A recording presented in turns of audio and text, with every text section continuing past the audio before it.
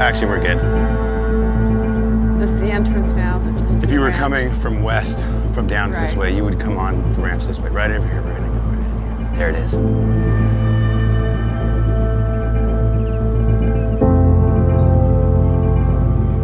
Where we are, this is Spahn Ranch. This is it. It's massively overgrown. It doesn't look anything like it used to. There's no more buildings. What Charles Manson did here is he brought the family here in 1968, and they stayed here in Spahn Ranch. And really what he meant for Spahn Ranch to be at that point in 1968 was a place where he brought teenage runaways, and they took care of the horses, they shoveled manure, they kind of lived as a hippie commune before Charles Manson created and came up with the plan that shocked the world in the summer of 1969. And they found in Charles Manson somebody that they could adore. I mean, they saw him as almost a Jesus Christ figure, a guru, somebody that they could look up to and be part of a family. There's no coincidence that they were called his children and part of a family, because they came from places where they didn't have a family, where their families were broken, and they didn't want to lose this second family that they found in Charles Manson.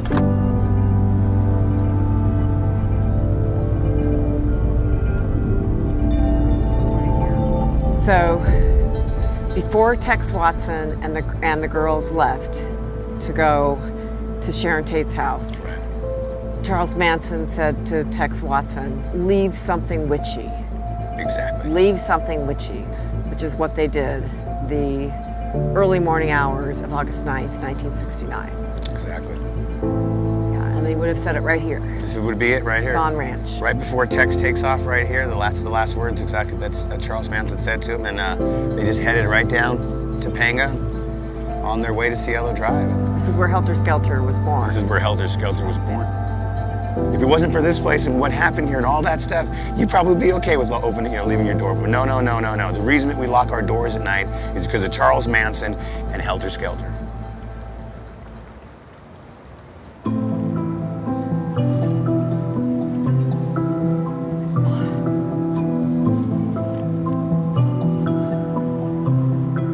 And we're here. Oh, yeah, wow. Here it is. Yeah. Yep, this is it. Oh, a million pictures being taken here. This is the most photographed thing at Spahn Ranch. Yep, Manson family sitting here. 1968, 1969. You come around the corner here. Just come around the corner. Go through the poison ivy. Right. And then, boom, here you are. You know, I could see why to come here, because on a hot day, it would be cool, it would be refreshing. Exactly. If you notice, we had no shade on the top. Right, but a lot of shade here. It's cool, actually, down here. Exactly. And then we come to another of the most iconic spots here at Spahn Ranch. This is what we call it, the Manson Rock, and this is where Charlie would sit, play guitar, like you said. Right. It's shady, there's privacy. Right. Notice you can't be seen from the road either side. The girls can frolic around. And Manson would sit right here, and by sitting here, and if you look up, Spahn's house would have been where that bush is, the back end of Spahn's house. Right. The Rock City Cafe would have been right there. So if the girls were done with the garbage run and dinner was ready, they could come to the edge. So Charlie, dinner's ready, and he could scurry on up, and everybody can come on up for a big, garbage dinner. And, right. And big garbage dinner. Yeah, the big garbage dinner. The place is gorgeous and quiet and serene, but not what was going on inside of Charlie Manson's mind.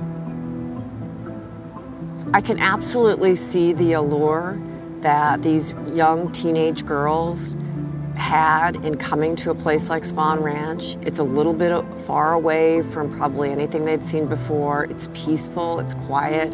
I can imagine certainly, 50 years ago, it was even quieter than it is now, where there would be horses to take care of, there would be a routine, Charlie would be telling them what to do. I can absolutely see the pastoral beauty of this. And they didn't know what was going on in Charles Manson's mind.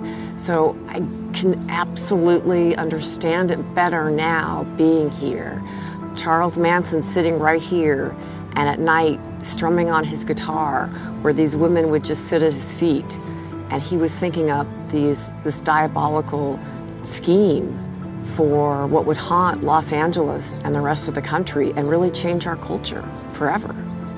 It's just such a juxtaposition of hearing beautiful birds and being in such a beautiful place and thinking about what horrible, horrible plot was thought of here.